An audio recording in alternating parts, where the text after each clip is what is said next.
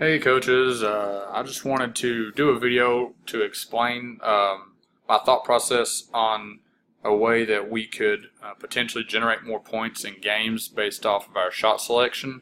I just thought that it would make more sense if I did a video and kind of broke down the numbers and the data that I'm looking at, as opposed to trying to explain it in person without the data there. Trying to explain it one-on-one might be a little bit more complicated. So I just wanted to do a video, and hopefully this will make sense. If you have questions or anything, let me know. So first thing I want to look at is the points that we're scoring per possession. So if we look at shots we're taking in the paint, we're making 56% of those.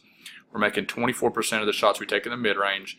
And from the three-point line, we're making 31% of our shots. This is over the course of the 6 games that we have here on Crossover. I think we're missing the Halls game on here, but the rest of them I believe we've got on here now. So if we look at how many points we scored per possession, assuming that we did 100 possessions and we shot all 100 shots in the paint. Okay, we had no turns, we took 100 shots in the paint. We're going to make 56% of those. 56% of 100 is 56 shots. And we'll score 2 points for each one, which is a total of 112 points. And we did that in 100 possessions. So when we divide those points by 100, that gives us how many points we scored per possession. So 1.12 points scored for each of those possessions on average. Now let's look at the mid-range jumpers.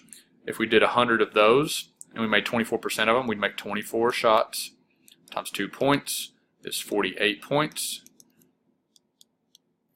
For 100 possessions is 0.48 points per possession. Now looking at three-pointers, we make 31% of those, so that would be 31 shots made in 100 possessions times 3 points now, because they're worth 3. That's a total of 93 points per points that we'd be scoring during 100 possessions. So divided by 100 would be 0.93 points per possession. All right, so I think that you can kind of see the issue that I'm trying to point out right here is that when we take mid-range jumpers, we're scoring significantly lower points per possession than either three-pointers or shots that are in the paint. This is about half as much as what we score just shooting from 3, and it's even worse than what we score by shooting shots in the paint. So the whole idea is to completely eliminate mid-range jumpers from our shot selection, which I know sounds kind of crazy, and I thought it sounded crazy at first also until I started seeing numbers like this for other teams and even at all levels of basketball, NBA, college, everything. And there's actually a lot of college and even NBA teams that are starting to eliminate mid-range jumpers because they can see this math that it's actually affecting their points per possession in a negative way.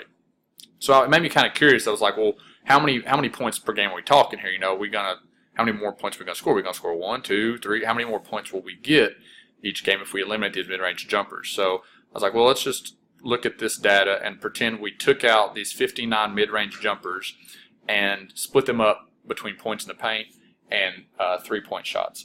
So let's see, how many points did we score on these shots? Well, we made 101 in the paint. We made 14 mid-range, which is 115 shots that are worth 2 points. So that's 230 points we scored in those 6 games off points off those 2-pointers. And then we made 38 threes times 3 points is a total of 114 points that we scored off 3-pointers.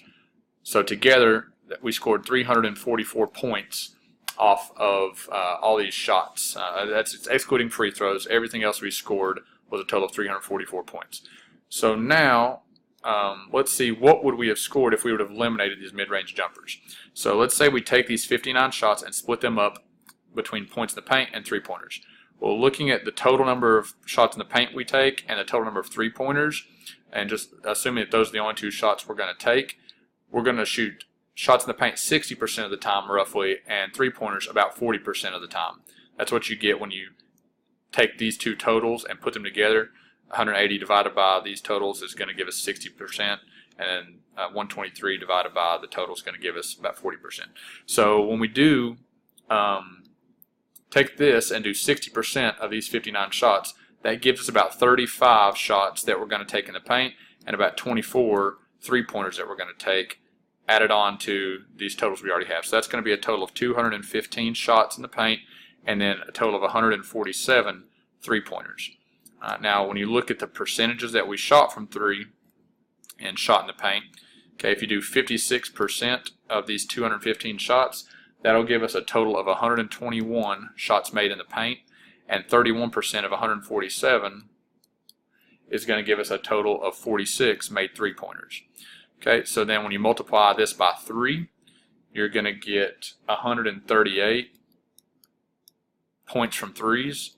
You multiply this by 2, you're going to get a total of 242 points from shots in the paint. When we add those together, we would get a total of 380 total points. Okay, so what we can see here is that our points per game, not points per game, sorry, our total amount of points would go from 344 to 380 if we just eliminate mid-range jumpers. So what's the difference in these? Well, 380 minus 44 is 36. So we would score 36 more points over the course of 6 games. So 36 points divided by 6 games is still going to give us an increase of 6 points per game, which is huge. That could be a big difference in wins and losses if every game this season we average 6 more points per game. I don't know how many wins that would equate to, but I feel like it would be a tremendous amount. So I also wanted to address another thing. But before I do, I was thinking about this, and I was thinking, well, defensively, what kind of shots is it we want our opponent to take? Well, we close out hard on threes to deter them from shooting wide open catch and shoot threes, and we don't want them dribbling past us and getting shots in the paint. So really, the best shots we can get our opponent to shoot are contested mid-range jumpers. So a contested 3, they're going to hit, on average the same amount they're hitting the 2s.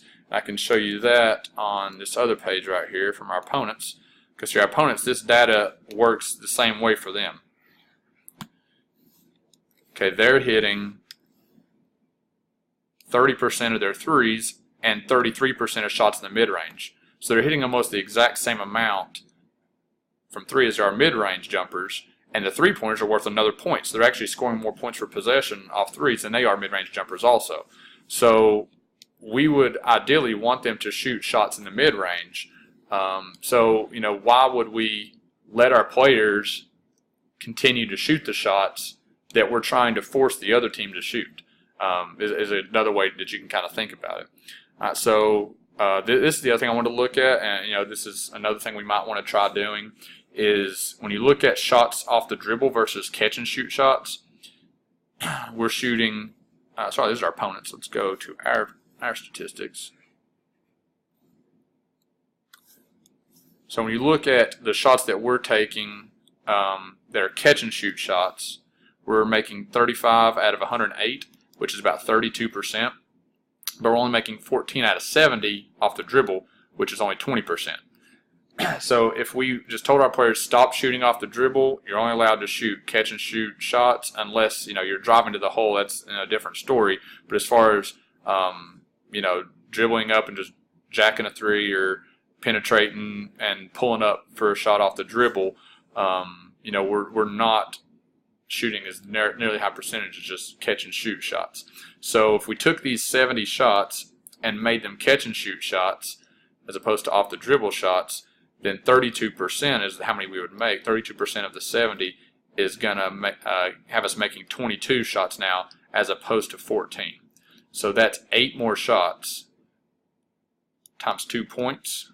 Well, assuming it's 2, it could be more than 2 because these include 3-pointers. So really that average is probably going to be more than 2 points per shot. It's really going to be 2.2, 2.3. But we'll just do 2 to make it simple. That's 16 more points that we would score divided by the 6 games is going to be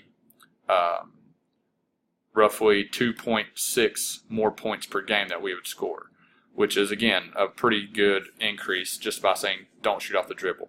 So, combine these two together, we could really be looking at potentially 6, 7, 8, maybe even 9 more points per game just by telling kids, hey, stop shooting shots outside the paint and inside the 3-point line and stop shooting shots off the dribble.